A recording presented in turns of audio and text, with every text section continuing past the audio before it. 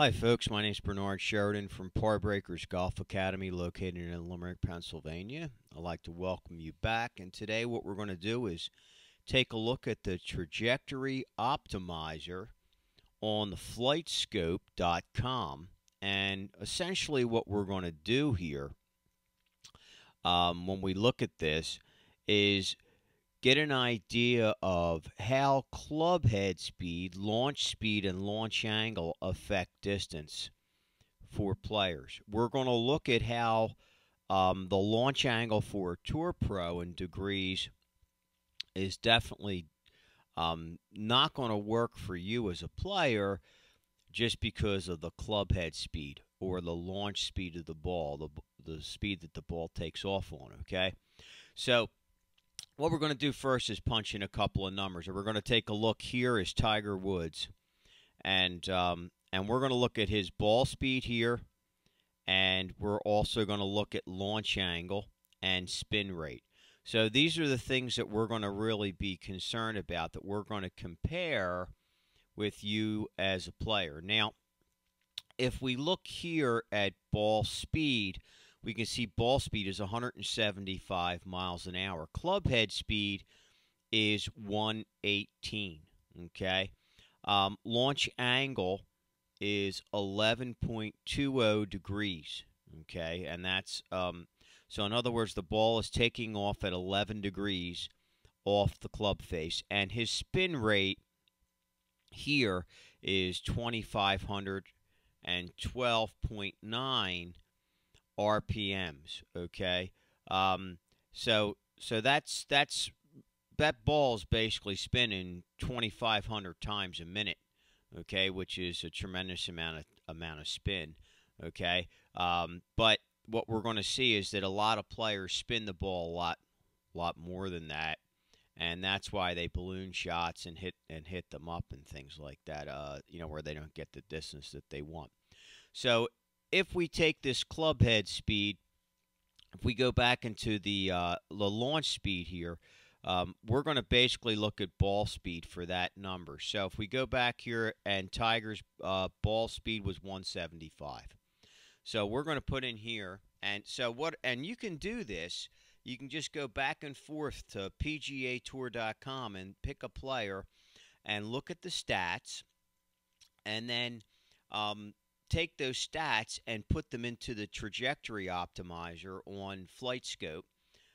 And as you all know, we have a Flightscope at Par Breakers. So, and the reason why I'm going over this is essentially because at this time of the year, if you can get in here, now that would be launch speed. We wanted that to be launch speed, not launch angle. So essentially, as we get into the off season, the Flightscope works great because what we can do is throughout the winter we can work on trying to get these numbers optimal. Do a practice session in there, look at our launch angle, look at our club speed, look at the spin axis, and things of that nature, and see what we can get. Okay, so launch angle we said for Tiger was 11.5. Okay, so 11.2. So we'll go in here and we'll put launch angle 11.20. Okay, we're going to use the setting that you're going to use if you're here in the United States is the imperial setting. There's a drop down here. It's metric, imperial, and scientific. You're going to pick imperial because that's going to take everything and transfer it into yards. Okay, so altitude, which is essentially the apex height. Here it's showing 109 feet. So this is showing it in yards. So that roughly translates into about 45, it's probably about 30 yards. Okay, so we're just going to put 30 there. Okay, spin axis for Tiger, we talked about the spin rate 2512. Okay, so we'll put down here spin in RPMs is 2512. The spin axis is the amount of degrees that the ball is spinning on left or right. Okay, So what we're going to do is we're just going to put this as 0, as if it's pure backspin. Now, does that ever happen? Not really. Okay, but that's what we're going to look at just for all intensive purposes. If you hit the ball exactly pure and it has pure straight backspin, no side spin, or what we think is side spin, and which really doesn't happen on a ball. So we display this shot, click on display, and off we see the ball goes dead straight. Okay, and it went 302 yards. Okay.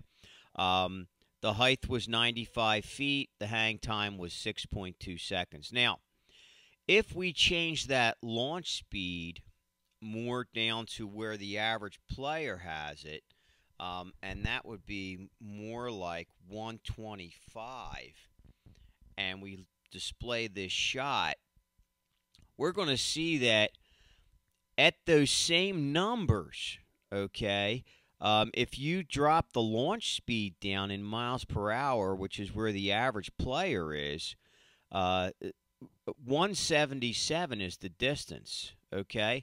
So that launch speed, and we can even up that to, let's say, 140, which is a little bit closer to what is average. 140 here, this probably is looking like what a lot of players are actually hitting the ball 215 yards with their driver, okay? And that's if they hit it dead straight. Now, this is not all just roll. This is just carry, folks, okay? So what can we do to help us gain more distance if we're not gaining more club head speed? And that is to up this launch angle, okay? So let's start to up this launch angle. Let's move it up to 14 degrees, and let's see what the number changes. So we know we have 215. Let's hit the display. And already, if we launched it at 2 degrees of loft more, then we have 225 yards. So we already gained 10 yards with 2 degrees of loft. So let's kick this up to 16 degrees. And now we're up to 230 yards of carry, okay? Still having a very low number in spin. Probably the average spin for most players is more like around 4,000. Let's change that to 4,000 spin rate and display that. And we're going to see already we're losing more distance. We just lost 6 yards because the spin rate went up. So, of course, the spin rate is a real important number to try to get lower, but we also need to up that launch angle for a little bit slower swing speed. This swing speed at 140 miles an hour launch speed translates to about 90 to 92 miles an hour in club head speed, okay? So, which is pretty much average. And so you can check, you can check your club head speed by going to your local pro and asking them to have that checked for you. There's a lot of different ways they can do it. They don't actually have to have a flight scope. There's so many different things that they have today that you can use, and there's actually a lot of different launch monitors out there and simulators and things like that where you can at least get that general information. So really, what this means is, so it's like, okay, well, Bern, what does all this mean? Okay, so here's what this all means. This means that for you, the average player who's swinging between 90 to 99 miles an hour, or 80 to 100 miles an hour, that launch angle has to be higher. Let's move this up to 17, okay? And that launch angle has to be higher. Okay, so somewhere around 17 degrees, which means you have to be hitting up on the ball. Okay, so that can definitely hurt you, because if you hit up to and keep the face looking at the target after you hit up, that spin axis is going to change and it's going to be more like this, and the shot is going to end up looking like this, okay, as opposed to going straight.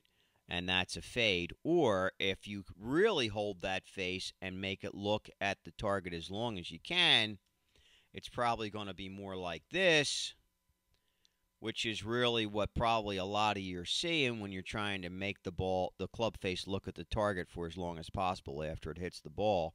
It's going to end up in the right rough. So that spin axis number, that means that the higher that number gets, the longer the club face is looking at the target line after impact, and we don't want that to happen as much. So that face has to that toe of that club as you go through, and if you refer back to my core rotation drill, and you'll see how the toe of the club opens on the way back and closes, and the toe is pointing up by the time you get to that to the end of that stick in that drill. So that's in front of the ball. So essentially, I want you to watch that drill and work on that drill, and that'll help this spin axis number actually drop, and that spin axis number will be looking more like let's say this 3, which is 3 degrees open, and you'll be hitting a nice little fade, which is very, very acceptable shot. And you want to use just a little bit lower spin ball if possible, so we can get that number down to around there.